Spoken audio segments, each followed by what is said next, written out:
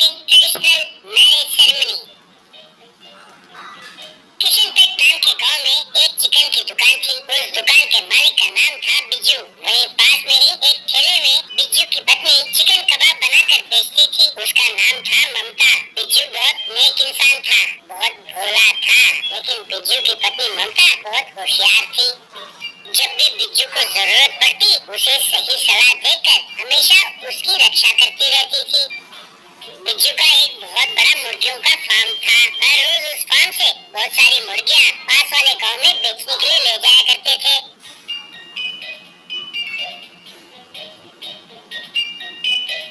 उसी गांव में एक धनवान रहता था। नाम था उसका ललित। वो बहुत बड़ा धोखेबाज था। उसके कई किस्म के धंधे थे।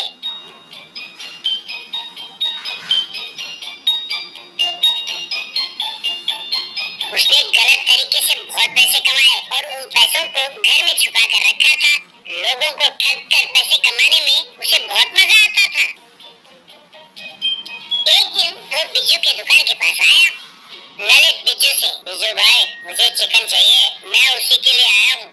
तब बिज्जू, अरे ललित भाई, चिकन के लिए आपको आने की क्या जरूरत पड़ गई? हमेशा आपका नौकर आता है खरीदने। अगर आप खबर कर देते तो मैं खुद ही ले आता। कोई बात नहीं, आपको कितना चिकन चाहिए? ललित, मुझे 2 टन चिकन कबाब बना कर देना। तब ममता, क्या कहा ललित जी? 2 टन चिकन कबाब? इतना चिकन किस लिए ललित बाबू? ललित, मेरे बेटे की शादी है, मैंने इसीलिए सोचा कि खुद ऑर्डर दे जाऊं। इस महीने के 14 तारीख को उसकी शादी है। मेरी इच्छा है कि उस दिन घर आए मेहमानों को आपके चिकन कबाब का स्वाद चखाऊं। इसका कितना खर्चा होगा?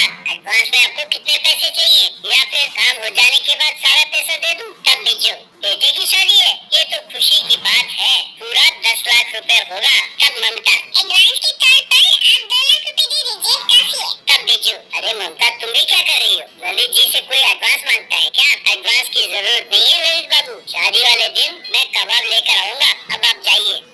उसके जाने के बाद ममता, क्यों भाई, तुम तो उसके बारे में जानती हो, उस पर भरोसा नहीं कर सकते, उससे एडवांस लेना चाहिए था। तब बिज्जू, बेटे की शादी है कह रहा है, अब उसमें भी ये क्यों धोखा देने लगा? पर तुम तो हर बात पे शक करती रहती हो। इस तरह दोनों ने मिलकर शादी वाले दिन चिकन कबाब बनाना शुरू किया।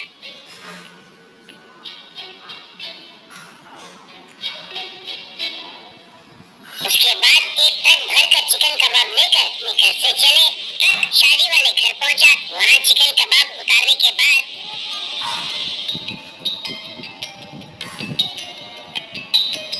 बिज्जू, ललित बाबू, यदि आप हमें पैसे दे दें तो हम चलते हैं। ललित, पैसे? किस बात के पैसे भैया? तब बिज्जू, क्या बात कह रहे हैं ललित बाबू, आपने तो 2 टन चिकन कबाब का ऑर्डर दिया था और आपने कहा था डिलीवरी होते ही पैसे दे देंगे। तब ललित, क्यों भैया, सवेरे सवेरे दारू पी के आए हो क्या?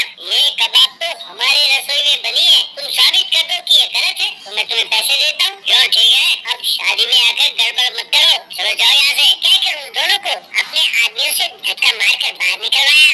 घर पर बिज्जू दुखी हो रहा था कि कैसे उसे उल्लू बना दिया और पैसे ऐंठ लिए। तब ममता, तुम चिंता न करो जी, उससे पैसे कैसे निकलवाना है मैं अच्छी तरह जानती हूँ।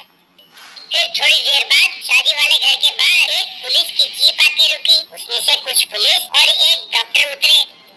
ऐसा ही लोगों से, भाई सब लोग ध्यान से सुनो, आज तुम ये जो चिकन कबाब खाने वाले हो, इसमें इस ललित ने जहर मिलाया है, कोई इसे ना खाना। सुनो मिस्टर ललित, एक डॉक्टर साहब इस चिकन कबाब का जांच करके बताएंगे कि इसमें जहर मिला है कि नहीं। यूं कहते ही डॉक्टर ने एक कबाब उठाया, उसकी जांच की और कहने लगा, हाँ, इस कबाब में जहर मिला हुआ है। तब ललित, बाप रे, चिकन कबाब में मैंने जहर नहीं मिलाया, वैसे ये चिकन कबाब हमने बनाया ही नहीं, ये तो बिज्जू और उसकी पत्नी ने मिलकर बनाया था। तब बिज्जू और ममता वहाँ पहुँचे।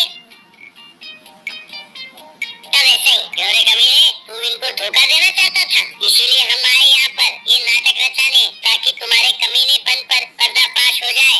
इस चिकन कबाब में कोई जहर नहीं मिला हुआ, आज शादी का दिन है, इसीलिए बच्चों तुझे मार नहीं रहे हम, पहले इनके पैसे इन्हें दे दो। तब ललित ने दोनों से माफी मांगी और उन्हें पैसे दिए।